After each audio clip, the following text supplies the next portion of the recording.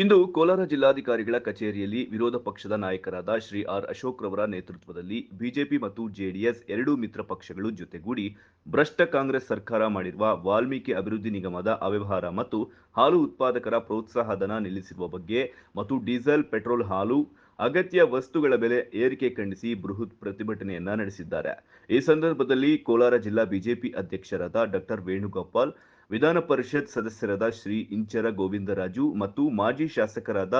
ಹಾಗೂ ಬಿಜೆಪಿ ಮತ್ತು ಜೆಡಿಎಸ್ ಪಕ್ಷದ ಮುಖಂಡರು, ಕಾರ್ಯಕರ್ತರು ಪ್ರತಿಭಟನೆಯಲ್ಲಿ ಭಾಗಿಯಾಗಿದ್ದರು. ಇಂದು ಕೋಲಾರ ಜಿಲ್ಲಾಧಿಕಾರಿಗಳ ಕಚೇರಿಯಲ್ಲಿ ವಿರೋಧ ಪಕ್ಷದ ನಾಯಕರಾದ ಶ್ರೀ ಆರ್ ಅಶೋಕ್ ರವರ ನೇತೃತ್ವದಲ್ಲಿ ಬಿಜೆಪಿ ಮತ್ತು ಜೆಡಿಎಸ್ ಎರಡೂ ಮಿತ್ರ ಪಕ್ಷಗಳು ಜೊತೆಗೂಡಿ ಭ್ರಷ್ಟ ಕಾಂಗ್ರೆಸ್ ಸರ್ಕಾರ ಮಾಡಿರುವ ವಾಲ್ಮೀಕಿ ಅಭಿವೃದ್ಧಿ ನಿಗಮದ ಅವ್ಯವಹಾರ ಮತ್ತು ಹಾಲು ಉತ್ಪಾದಕರ ಪ್ರೋತ್ಸಾಹಧನ ನಿಲ್ಲಿಸಿರುವ ಬಗ್ಗೆ ಮತ್ತು ಡೀಸೆಲ್ ಪೆಟ್ರೋಲ್ ಹಾಲು ಅಗತ್ಯ ವಸ್ತುಗಳ ಬೆಲೆ ಏರಿಕೆ ಖಂಡಿಸಿ ಬೃಹತ್ ಪ್ರತಿಭಟನೆಯನ್ನ ನಡೆಸಿದ್ದಾರೆ. ಈ ಸಂದರ್ಭದಲ್ಲಿ ಕೋಲಾರ ಜಿಲ್ಲಾ ಬಿಜೆಪಿ ಅಧ್ಯಕ್ಷರಾದ ಡಾಕ್ಟರ್ ವೇಣುಗೋಪಾಲ್, ವಿಧಾನ ಪರಿಷತ್ ಸದಸ್ಯರಾದ ಶ್ರೀ ಇಂಚರ ಗೋವಿಂದರಾಜು ಮತ್ತು ಮಾಜಿ ಶಾಸಕರಾದ